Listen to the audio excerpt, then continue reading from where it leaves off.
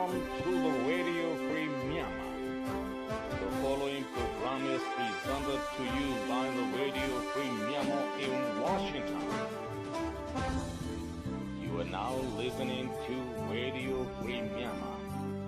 The following program is in English.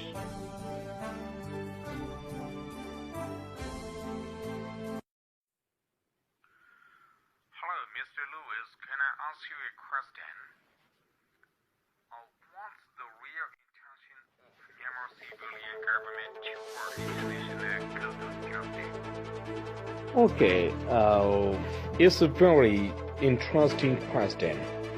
Very obvious that the Myanmar civilian government has multiple intentions to bring the country to international code of justice by putting the whole country at the highest levels of the risk.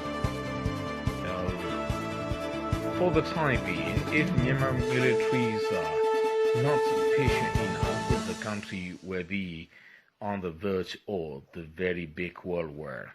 So we have to thank to Myanmar military leader for their patience and the wider intelligence knowledge. Before answering your question, I would tell you that the Myanmar people have got to betray little to their country. Myanmar present government is not for Myanmar people. You will get surprised when I express this because this is the very first time in the history of the world the betrayal group controlled by the foreign superpower got the political power in the geographically important country like Myanmar. The betrayal groups have Plan A and Plan B. Plan A is to directly demolish Myanmar military, not fund politics but to make it inactive, because Myanmar military is very strong and active in the region.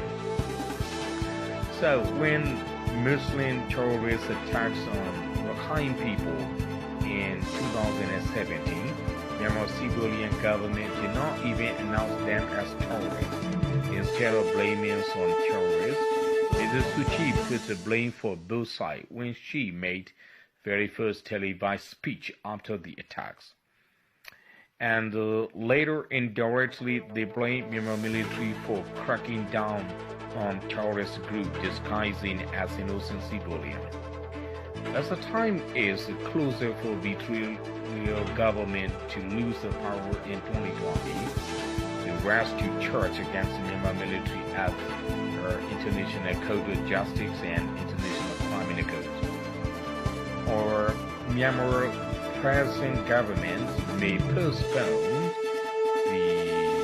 to hold general election in 2020 if they see to lose the power.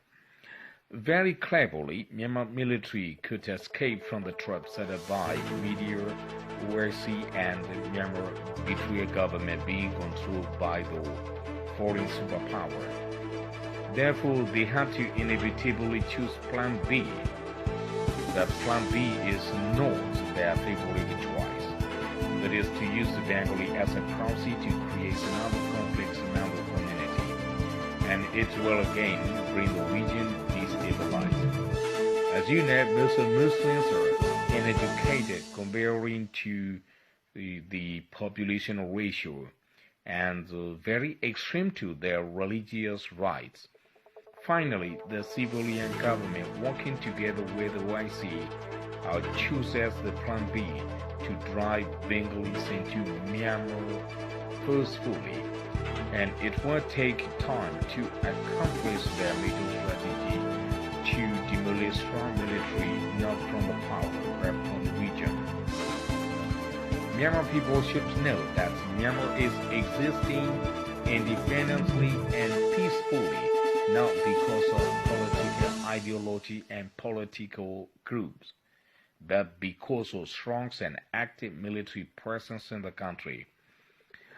Okay, going back to your question, first, Myanmar government targets Myanmar military that is really important to stabilize the region.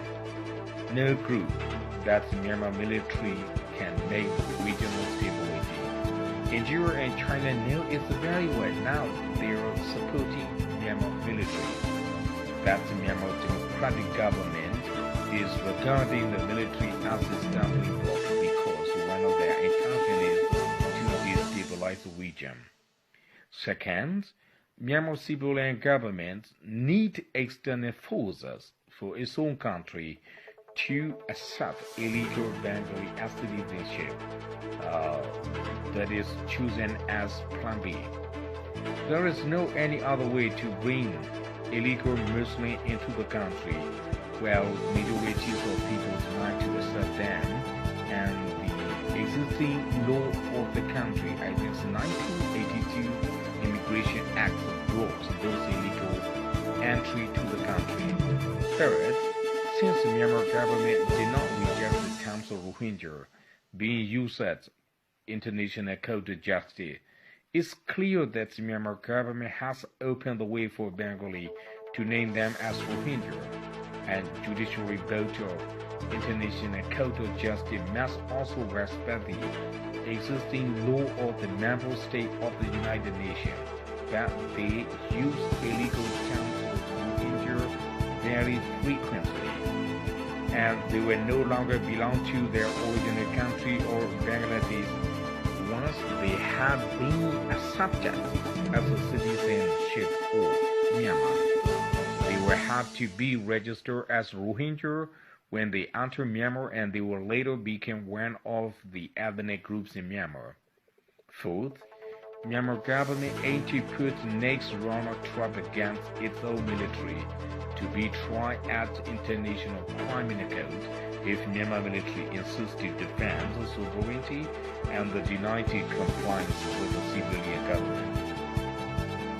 Myanmar military leaders were extremely clever to foresee the invading troops set by Myanmar betrayal civilian governments against them. The Myanmar military announced to fully comply with the government decision and made automatically reject the betrayal government accusation, which they often said Myanmar military is not under their control, and Myanmar civilian government automatically has to take the full responsibility for everything happening during their control. That's really fantastic and beautiful movement made by Myanmar military leader. As far as I know, no military in the world is as clever as the present Myanmar military leaders are. They are really great, and they are really perfect, not only in military affair, but also in multi-dimensional war affair of international politics to defend their own country. Myanmar is not struggling to exist against the betrayal government, but also its allies who are desperately eager to grab the country. Therefore, whatever Myanmar civilian government decide to do, everything will be up to the government, and Myanmar civilian government may also fall again and serve such trap in the history of Myanmar if they do something that goes against the needs of the Myanmar people. So, the real intention of Myanmar government is to demolish Myanmar military and to create a country like new conflict region, to give the ways of foreign troops to be stationed in the country, and both Myanmar and Bengali people will be used as victims of the political struggle. That's all what I see.